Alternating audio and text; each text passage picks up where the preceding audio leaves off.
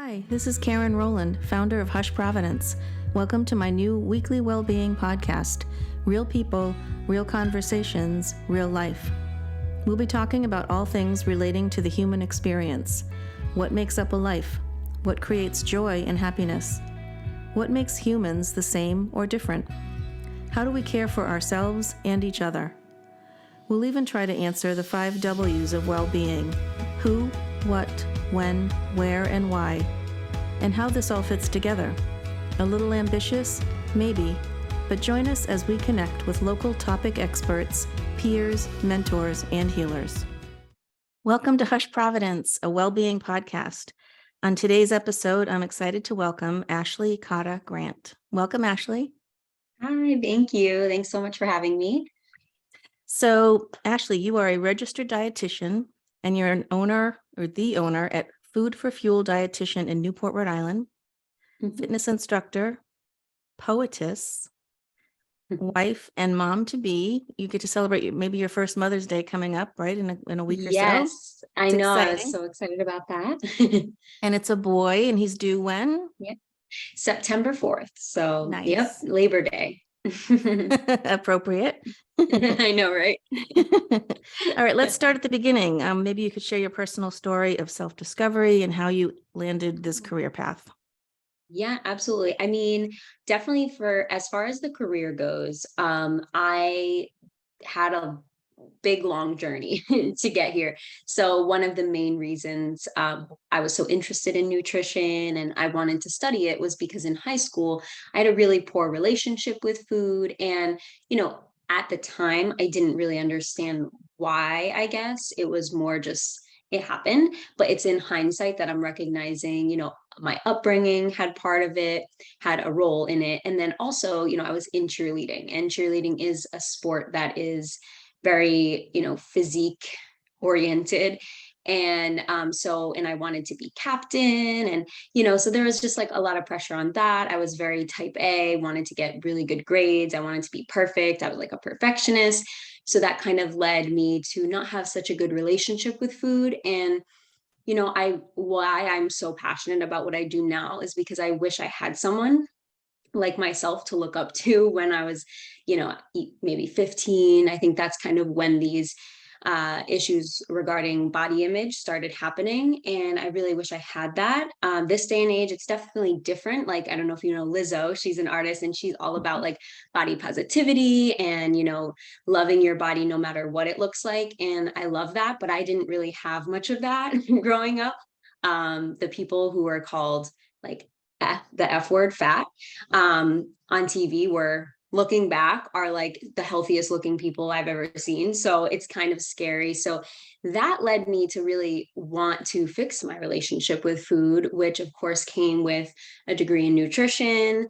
And I actually also have a degree in psychology because of course those two pair up so well. So that's really how I got to that point. And then in college, I ended up really getting passionate about plant-based nutrition by just becoming vegetarian kind of on accident. It happened to be that, the dining hall food just was what it was. And I ended up just eating a lot of like salad bar and just things kind of, I was pescatarian at first. And then I slowly moved into, what we could call veganism, or just whole food plant-based is what I like to call it.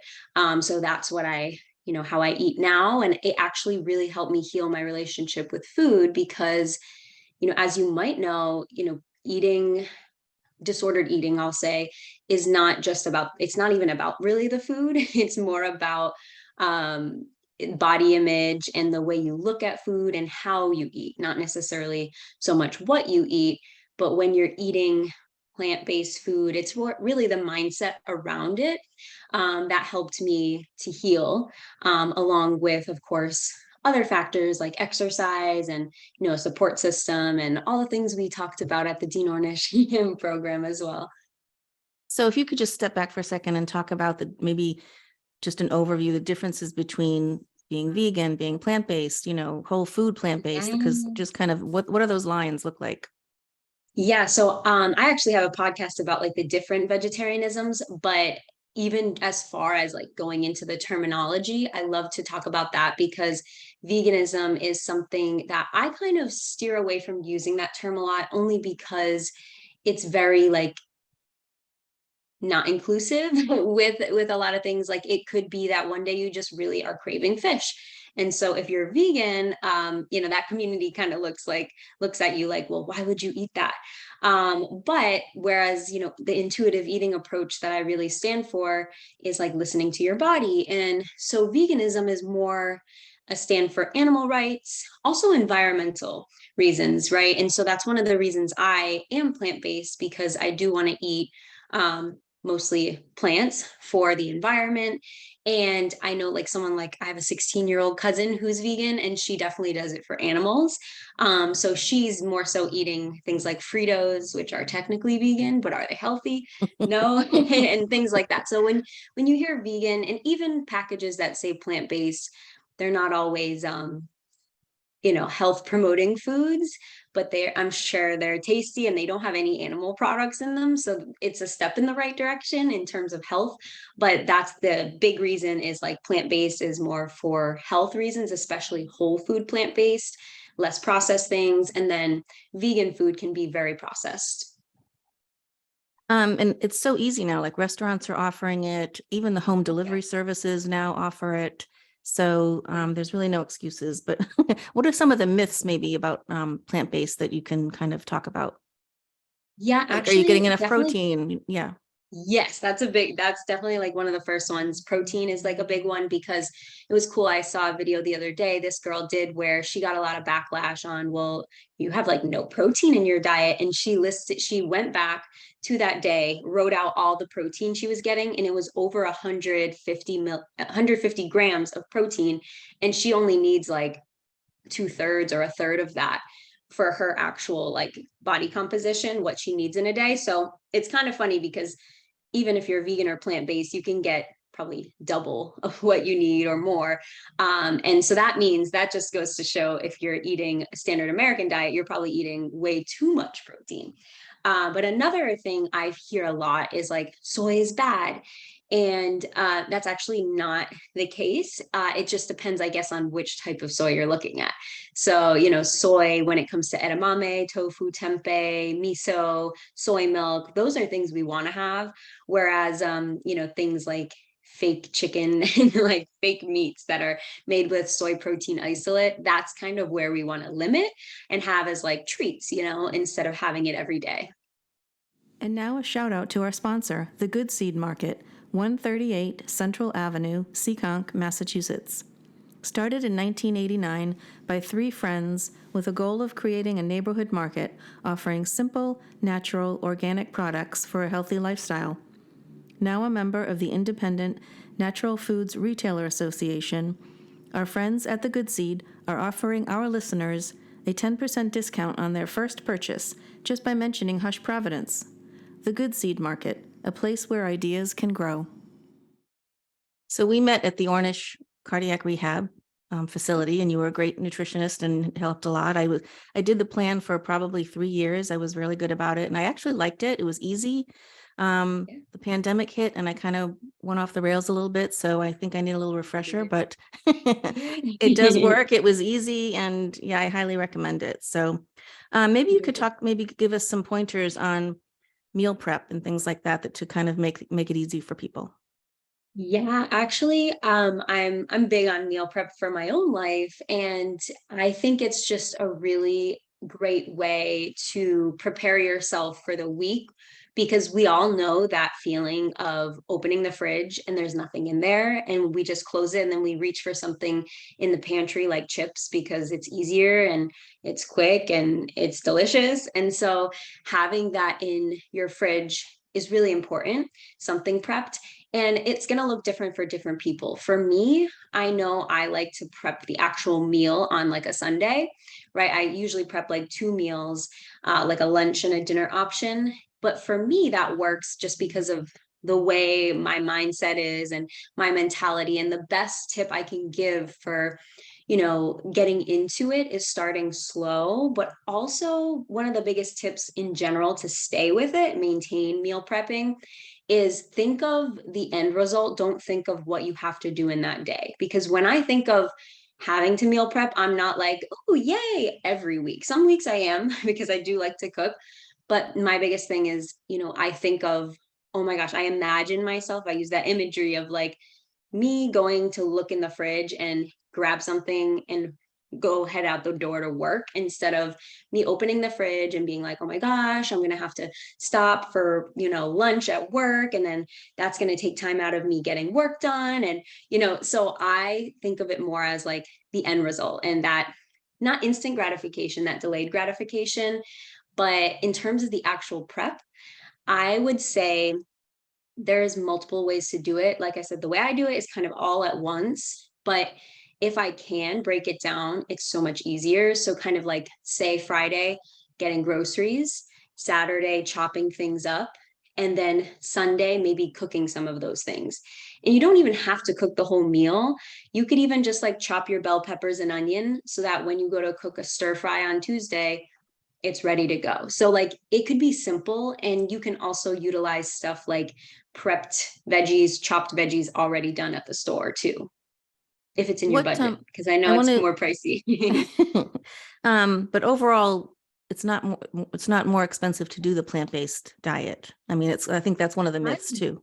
Yeah, I definitely think that's a myth as well, because it depends again what you're getting. If you're more doing vegan foods, like a lot of packaged baked meat, even like a lot of tofu and tempeh, like instead, if you opt for more beans and lentils for your protein sources, and then just have like tofu and tempeh as like special things or less frequently, it's really not expensive. Mm. The most expensive thing is going to be your produce. And I always tell people, go for, frozen if that's better for you, and if that's going to be more functional and more appropriate financially too.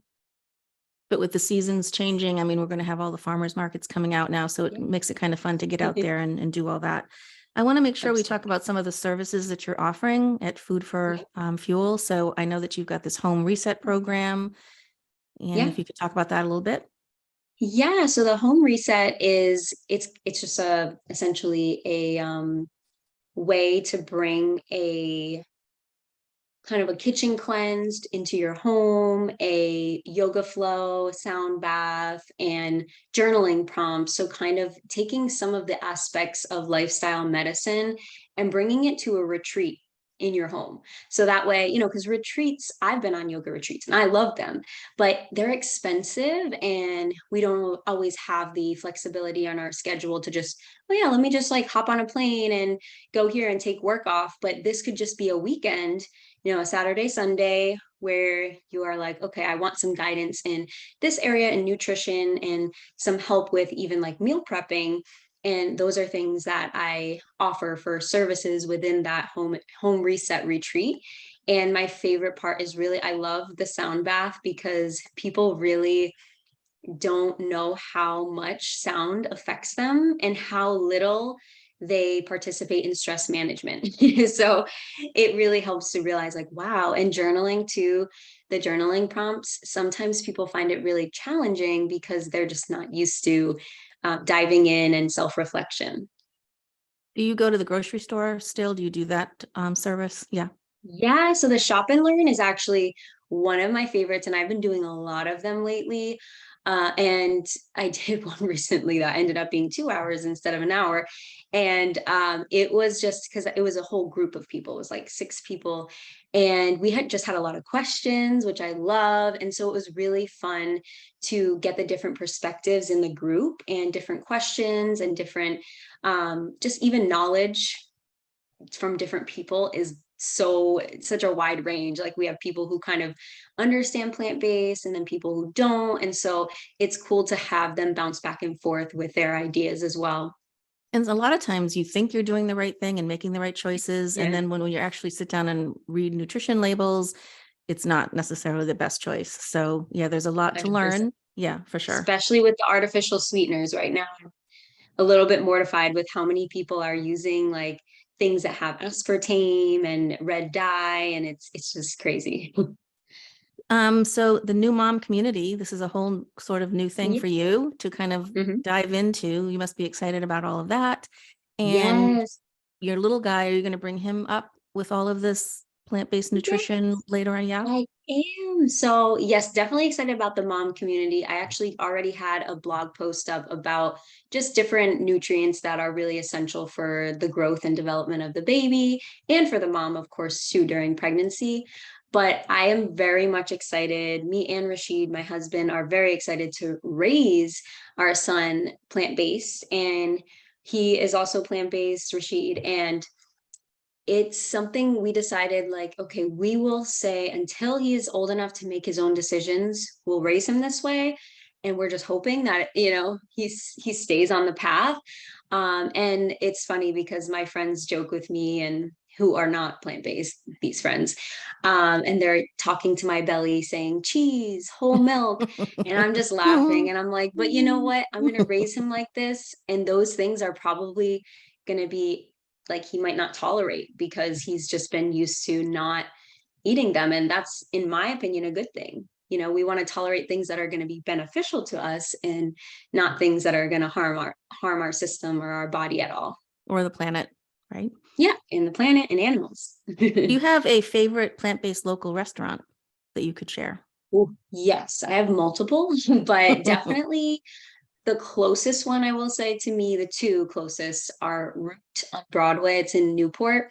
That's where I go for like if I'm craving something healthy, like a nice grain bowl. They have so many grain bowls, smoothies, juices. They have coffee too, but I can't do coffee. I'm like wild on coffee. And then Sprout and Lentil is the other amazing one. And it's more for like if I have game nights with friends, like treats. People don't even know it's vegan, like when you're eating this stuff. So it's really cool. But it's like the less healthy option, but really, really delicious. And And you Plant can't tell that City, you're eating Plant rice. City has a drive-through now. Isn't that right in Yeah, and Middletown or? that in the first trimester, I was going to that very often for fries and a shake. So they also have that 5 minutes from my house. So that I don't go to as often, but it's definitely nice to have when you're kind of just like, "Ooh, I haven't had fries in a while," or "Ooh, the baby wants fries." So I want to make sure we put on here how people can connect to you, if it's either the podcast or your website, or if they want to connect with you on nutrition, counseling, things like that. Yeah, so I do nutrition counseling. It's covered by insurance, mostly for Rhode Island and some of Mass insurances. And my website has all the information pretty much for all of my services, my information for contact. So that's really the best place to reach out to me. And that's foodforfueldietitian.com.